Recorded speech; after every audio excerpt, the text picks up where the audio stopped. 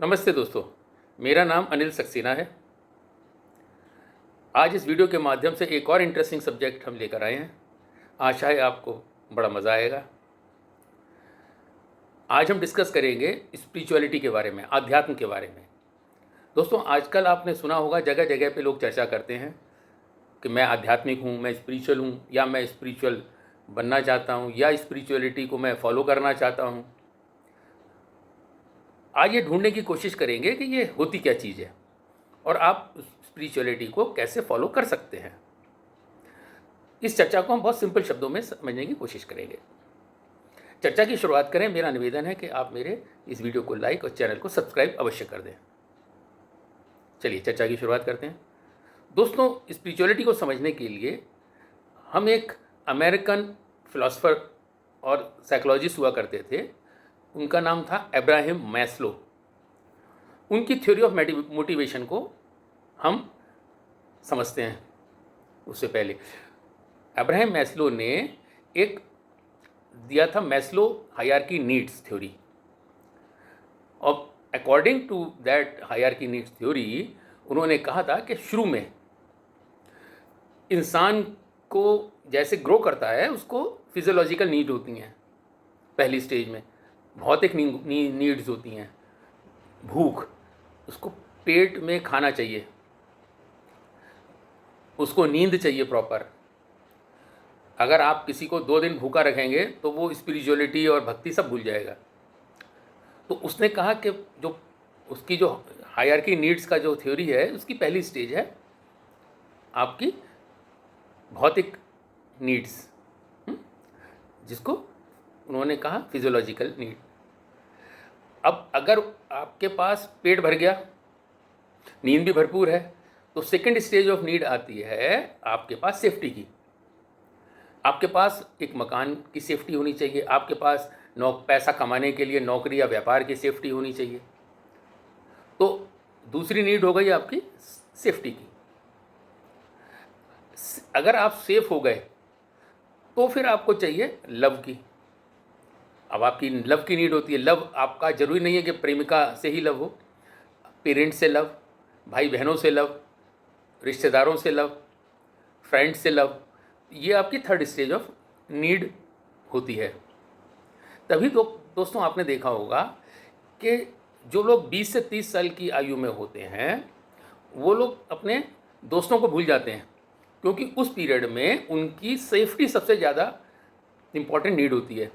अपने आप को इस्टेब्लिश करना, रोटी दाल का इंतज़ाम करना और मकान और पैसे कमाने का बंदोबस्त करना। जब वो सेफ्टी वाली नीड ख़त्म हो गई, सेव हो गए, तो फिर लोग ढूंढते हैं अपने यार दोस्तों को, उनको फ़ोन करते हैं, व्हाट्सएप करते हैं, क्योंकि तब उनको लव चाहिए। और लव की नीड आपको आपके रिलेशन से, यार दोस्तों से मिलती है। प्रेम भी मिल गया तो उसके बाद नेक्स्ट स्टेज आती है स्टीम की, सेल्फ स्टीम। उसमें क्या होता है? इज्जत, रुतबा। आदमी इसको ढूंढता है और नेम और फेम को ढूंढता है आदमी। तो ये उसकी नेक्स्ट स्टेज हो गई नीड की। और जब उसको इज्जत भी मिल गई, उसको प्रेम भी मिल गया, उसको सेफ्टी भी हो गई और उसकी फिजियोलॉजिकल नीड मतलब भूख प्यास भी नीड पूरी हो गई, तब उसके बाद वो अगली नीड ढूंढता है सेल्फ एक्चुअलाइजेशन की। अब सेल्फ एक्चुअलाइजेशन क्या होता है? मतलब वो ढूंढता है the purpose of his life. मतलब पर्पज़ ऑफ द लाइफ, जैसे गीता में कहा गया है, इसको स्वधर्म, सेल्फ एक्चुअलाइजेशन को उन्होंने डिफाइन किया है। अब क्या था, हमारी भारतीय संस्कृति में भी पहले कहा जाता था कि जब इंसान 50 से 55 साल का हो गया तो वो क्या होता है, वानप्रस्थ में चला जाता है। वानप्रस्थ में जाने का मतलब ये हुआ कि वो अपने परिवार में, समाज में रहते हुए भी तटस्थ हो जाए, यानी कि वो मेंटली डिटैच हो जाए और सारा समाज और परिवार के साथ वो सारे कामों में सहयोग कर रहा है, पर मेंटली वो अटैच नहीं है उनसे। और वो चाहेगा कि जो मैंने अभी तक कमाया है, नाम शाम काम, उसको मैं अपने समाज को किसी न किसी रूप में लौटा दूं। तो वो समाज सेवा में जुड़ जाएगा। और ऐसे कर्म करेगा, अपने ऐसे शौक भी करेगा जिसमें वो उसको पैसे की इच्छा ना हो, मतलब वो पैसे के लिए भागना बंद कर देगा, वानप्रस्थी टाइप, सेल्फ एक्चुअलाइजेशन उसको हो गया है। तो ये हो गई हमारी नेक्स्ट नीड। सेल्फ एक्चुअलाइजेशन के बाद, सेल्फ एक्चुअलाइजेशन में ये भी होता है कि आप को कोई अगर हॉबी है तो वो आप अपनी परसू कर लीजिए, निस्वार्थ भाव से अगर कुछ आप करना चाहते हैं, और उसमें लोगों का भला भी निहित है। अब उसके बाद जब नेक्स्ट स्टेज आती है वो कुछ लोगों में होती है, और उस स्टेज को कहा जाता है सेल्फ ट्रांसीडेंस। सेल्फ ट्रांसीडेंस का मतलब है इस स्टेज में कि अपने आप से मुक्त होना, अपने से परे चले जाना। इसको आध्यात्म भी कहा जाता है, स्पिरिचुअलिटी भी कहा जाता है। मतलब आध्यात्म का मतलब कहा गया है अधि और आत्म। आत्म माने सेल्फ, सोल, मैं, और अधि माने बड़ा, अपने से बड़ा। तो अपने से बड़े के साथ कनेक्शन का सेंस ही आध्यात्म है। तो और इस सेंस को आप अपने धर्म में महसूस होता है, तो किसी को मेडिटेशन में, किसी को समाज सेवा में, अलग अलग लोगों को अलग अलग प्राप्ति होती है। ये कहलाता है सेल्फ ट्रांसीडेंस स्टेज।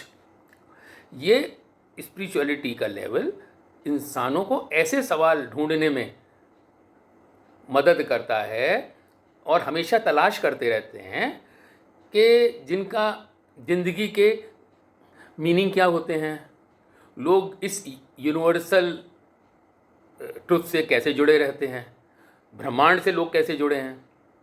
जब लोग स्पिरिचुअलिटी की प्रैक्टिस करना शुरू करते हैं तो लोगों को ज़िंदगी को देखने का नज़रिया टोटली बदल जाता है। स्पिरिचुअलिटी एक यूनिवर्सल कॉन्सेप्ट है जो हर कल्चर में और बिलीफ सिस्टम में मिल सकता है। बुद्धिज़्म के अनुसार स्पिरिचुअलिटी ह्यूमन सफरिंग से बाहर निकलने का एक रास्ता है और ये निर्वाण यानी मोक्ष की तरफ ले जाता है। योगा के अनुसार स्पिरिचुअलिटी माइंड को प्यूरिफाई करती है जिससे मोक्ष मिल जाता है। स्पिरिचुअलिटी एक सोल को यूनिवर्सल सोल से मिला देती है। वेदांता के अनुसार स्पिरिचुअलिटी हमारी खुद की पहचान खुद से कराने का एक जरिया है। वहाँ अपने आप को आप आत्मा समझिए, एनर्जी समझिए, सारा ब्रह्मांड एनर्जी है, तो अपने को सारे संसार के साथ जोड़ देना ही स्पिरिचुअलिटी है, जिससे कि सारे सफरिंग और परेशानियाँ विश्व की आप दूर कर सकते हैं और आप मोक्ष पा सकते हैं। क्रिश्चियनिटी के अनुसार स्पिरिचुअलिटी पाप से बचने और गॉड से प्रेम करने की प्रैक्टिस होती है। अकॉर्डिंग टू जैनिज्म स्पिरिचुअलिटी एक मोक्ष को प्राप्त करने का मार्ग माना जाता है। ये कर्मों को शुद्ध करके एक सिद्ध व्यक्ति बनने की बात कहता है। इस तरह हर धर्म में स्पिरिचुअलिटी को एक पर्सनल ट्रांसफॉर्मेशन करने का तरीका ही माना गया है। स्पिरिचुअलिटी के दौरान इंसान को कुछ सवालों को ढूंढने की इच्छा होती है, जैसे कि ये सफरिंग क्यों होती है और इंसान की डेथ के बाद क्या होता है।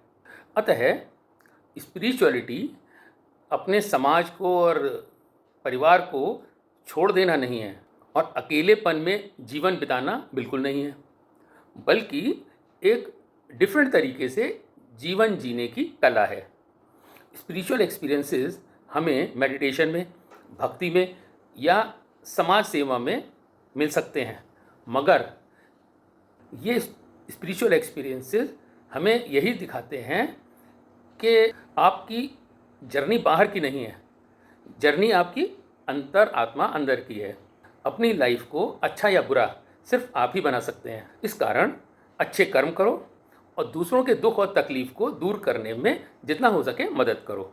स्पिरिचुअलिटी ये भी सिखाती है कि आप अंदर बाहर से परिस्थितियों से कितना भी परेशान हो, मगर अंदर आत्मा में आप शांत, स्टेबल और हैप्पी बने रहें। आप घर का काम, अपना ऑफिस का काम, सामाजिक कोई भी काम करते हुए भी आप स्पिरिचुअल बने रह सकते हैं।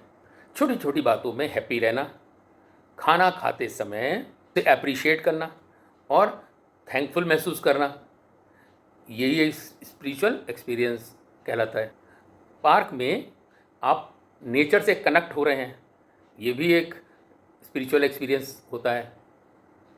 अगर आप सेल्फ ट्रांसफॉर्मेशन यानी खुद को ज़्यादा बेहतर बनाने के लिए स्पिरिचुअलिटी की प्रैक्टिस करना चाहते हैं तो आप कई तरीके अपना सकते हैं। कुछ लोग मेडिटेशन करते हैं, कुछ लोग कहते हैं हेल्पिंग अदर्स, उससे आपको मिलता है। कुछ लोग कहते हैं शो ग्रेटिट्यूड, ये भी एक स्पिरिचुअल विजडम है।